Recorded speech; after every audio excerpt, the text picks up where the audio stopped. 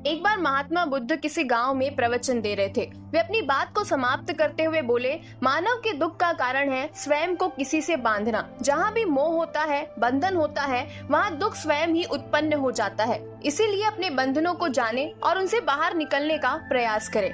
इसके बाद उन्होंने सभी लोगों को आशीर्वाद दिया और फिर अपने आश्रम को वापस लौट गए। अगले दिन उनसे मिलने एक व्यक्ति आया। वो बुद्ध को दंडवत प्रणाम करते हुए बोला, महात्मन, मैंने कल आपका उपदेश सुना। आपकी बातें मेरे हृदय में उतर गई है। मैंने अपने बंधनों को तोड़ दिया है, सारी मोह माया का त्याग कर दिया है। अब मैं आपकी शरण में आना चाहता हूँ। उस व्यक्ति की बातें सुनकर बुद्ध मुस्कुराए और धीरे से बोले कि मुझे विस्तार से बताओ वत्स, तुमने कौन कौन से बंधन तोड़े और किसका मोह त्याग दिया है? वो व्यक्ति बोला, मेरे घर पर मेरे बूढ़े माता पिता और पत्नी है।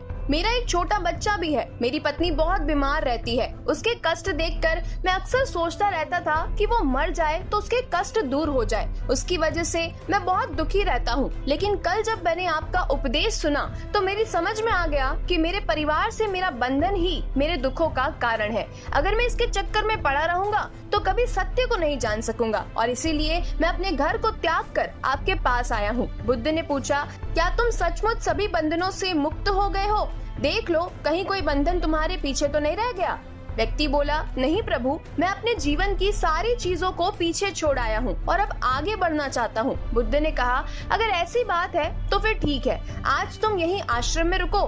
कल मैं तुम्हें बताऊंगा कि तुम्हें क्या करना है। बुद्ध ने अपने एक शिष्य की ओर इशारा किया। शिष्य ने उसे आश्रम के अतिथि कक्ष में पहुंचा दिया। वो व्यक्ति उत्सुकता पूर्वक आश्रम की गतिविधियां देखता रहा। उन्हें देखकर वो बहुत प्रसन्न हुआ और अपने सौभाग्य पर इतराता रहा। अगले दिन बुद्ध ने उस व्यक्ति को एक कार्य सौंपते हुए कहा कि तुम्हें पूर्व की दिशा में जाना है। वहाँ पर तुम्हें एक गाँव मिलेगा। गाँव के बाहर ही एक साधिका का घर है। वो तुम्हें कोई वस्तु देगी, उसे लेकर तुम्हें वापस मेरे पास आना है। वो व्यक्ति पूर्व दिशा की ओर चल पड़ा।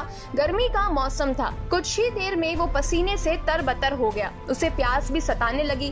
वो सोचने लगा कि अगर इस समय मैं अपने घर पर होता तो इस तरह गर्मी में पसीना नहीं बहाना पड़ता। कुछ दूर और चलने पर उसे भूख भी सताने लगी, पर वो एक सुनसान और बंजर रास्ता था। आसपास ना तो कोई पेड़ था और ना ही कोई तालाब। वो फिर से सोचने लगा कि अगर मैं इस समय अपने घर पर होता तो अपनी पत्नी के हाथ का बना स्वादिष्ट भोजन कर रहा होता। पता नहीं क्यों बुद्ध ने मुझे गर्मी में इतनी दूर भेज दिया। काफी देर चलने के बाद वो व्यक्ति गांव में जा पहुंचा। गांव के बाहर ही एक घर बना हुआ था। उसने दरवाजे के पास पहुंचकर उसे धीरे से खटखटाया। दरवाजे को एक साधिका ने खोला। उसके चेहरे पर एक अद्भुत तेज था। वो व्यक्ति उसे देखकर मंत्र मुग्ध हो गया। साधिका ने उसे अभिवादन करते हुए कहा, मैं जानती हूँ कि आपको बुद्ध ने भेजा है, आप अंदर आ जाइए। वो व्यक्ति घर के अंदर चला गया। साधिका के कहने पर उसने पानी से हाथ मुंह धोया और चटाई पर जाकर बैठ गया। साधिका ने उसके सामने भोजन की थाली रख दी। वो जल्दी जल्दी भोजन करने लगा। अचानक उस व्यक्ति की नजर साधिका के पैरों पर पड़ी। उसके पैर बहुत सुंदर थे।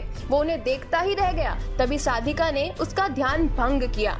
वो बोली, जिस व्यक्ति को बुद्ध के चरणों में स्थान मिल जाता है फिर उसे किसी अन्य के चरणों की आवश्यकता नहीं पड़ती। साधिका की बात सुनकर वो व्यक्ति लज्जित हो गया और नजरें नीची करके चुपचाप भोजन करने लगा। भोजन करने के बाद साधिका ने कहा, आप बहुत दूर से आए हैं, थक गए होंगे, यहीं चटाई पर लेट जाइए, मैं पंखा कर दूंगी। वो व्यक्ति बहुत थका हुआ था। वो चटाई पर लेट गया और अपनी आंखें बंद कर ली। साधिका उसे पंखा करने लगी, पर लेटने के बाद भी उस व्यक्ति को चैन नहीं आया। उसने धीरे से अपनी पलकों को खोला और चोर नजरों से साधिका को देखने लगा। वो सोचने लगा कि स्त्री कितनी सुंदर है, इसकी वाणी कितनी मोहक है। अगर ये मेरी पत्नी होती तो मेरा जीवन तो स्वर्ग बन जाता। साधिका इसके मन की बात समझ गई।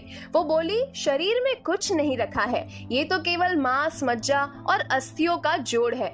जो व्यक्ति इसके आकर्षण से मुक्त हो जाता है वही सत्य को प्राप्त कर पाता है। ये सुनकर व्यक्ति घबरा गया। वो चटाई से उठ बैठा और बोला, अब मुझे बुद्ध के पास वापस जाना है। कृपया आप मुझे वो सामान दे दे जिसके लिए बुद्ध ने कहा था। साधिका ने मुस्कुराकर जवाब दिया, बुद्ध ने आपको जिस कार्य के लिए भेजा था वो पूर्ण हो चुका है। साधिका की ये बात उस व्यक्ति को समझ में नहीं आई। वो दरवाजे की ओर बढ़ चला। दरवाजे के पास पहुंचकर वो एक क्षण के लिए रुका और पलट कर बोला, क्या आप अंतर्यामी हैं? आपने मेरे मन की बातें कैसे समझ ली? वो स्त्री मुस्कुराते हुए बोली, बुद्ध की कृपा से मैं मोह माया से ऊपर उठ चुकी हूँ, इसीलिए भावनाओं से निर्लिप्त हूँ और किसी के चेहरे को देखकर उसके मन में उठने वाले विचारों को समझ लेती हूँ। उसकी बातें सुनकर वो व्यक्ति एक बार पुनः लज्जित हो गया और सोचने लगा कि जिस स्त्री ने सच्चे मन से मेरा सत्कार किया, मैं उसके बारे में क्या क्या सोचता रहा। उसके बाद वो बुद्ध के आश्रम की ओर वापस लौट पड़ा। आश्रम में पहुंचकर वो व्यक्ति बुद्ध के चरणों में गिर पड़ा और बोला, महात्मन मुझे क्षमा कर दे, मैं बहुत बड़ा पापी हूँ। उसकी बात सुनकर बुद्ध मुस्कुराए और बोले, मैंने तुम्हें साधिका के पास इसलिए ही भेजा था ताकि तुम अपने आप को देख सको।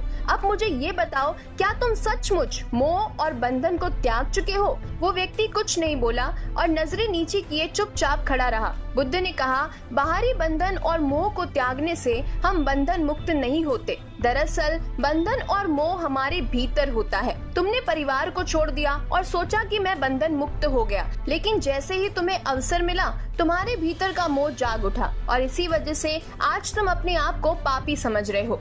मुझे क्षमा कर दे प्रभु। उस व्यक्ति ने अपने हाथ जोड़ लिए। फिर वो धीरे से बोला, आप सही कह रहे हैं, मैं केवल अपनी पत्नी से पीछा छुड़ाना चाहता था। वो बहुत बीमार रहती है, मैं कुछ ज्यादा कमाता भी नहीं हूँ, इसीलिए मैं अपने परिवार के दायित्वों का निर्वहन भी ठीक ढंग से नहीं कर पा रहा हूँ। शायद इसीलिए मैं अपने परिवार से पीछा छुड़ाना चाहता था, पर अब मैं समझ गया हूँ कि मेरा परिवार ही मेरा सत्य है और उसके दायित्वों का निर्वहन ही मेरा असली कर्म है। बुद्ध बोले, मैं जो कुछ भी कहता हूँ वो अपने अनुभव के आधार पर कहता हूँ। लोग मेरी बातों को तो सुनते हैं, पर वे अपने स्वार्थ के अनुसार ही उसका अर्थ ग्रहण करते हैं। इसीलिए मोह, माया, कामना, इच्छा, वासना, क्रोध को लोग बाहर की ओर खोजते हैं, जबकि ये हमारे भीतर ही है। हम दूसरों को देखकर तरह तरह की कामना करने लगते हैं। कामना से इच्छा जन्म लेती है, इच्छा से वासना पैदा होती है और वासना की पूर्ति ना होने पर क्रोध उत्पन्न हो जाता है और ये सब एक दूसरे से जुड़े हुए हैं। क्रोध के लिए हम सदैव दूसरे को जिम्मेदार ठहराते हैं, जबकि क्रोध का स्रोत हमारे भीतर है। तुम चाहोगे तो क्रोध आएगा, तुम चाहोगे तो क्रोध नहीं आएगा। इसी तरह बंधन बाहर नहीं होते, हमारे मन में होते हैं। हम मन से ही किसी से बंध जाते हैं और मन के कारण ही हम दुख पाते हैं। लेकिन जो व्यक्ति इन बातों की गहराई तक पहुंच जाता है, वो दुखों से हमेशा हमेशा के लिए मुक्त हो जाता है। तो मिलते हैं ऐसी ही और भी नई कहानियों के साथ, ज्ञान भरी बातों के साथ। तब तक के लिए जीवन की इस खूबसूरत किताब को पढ़ना जारी रखिएगा।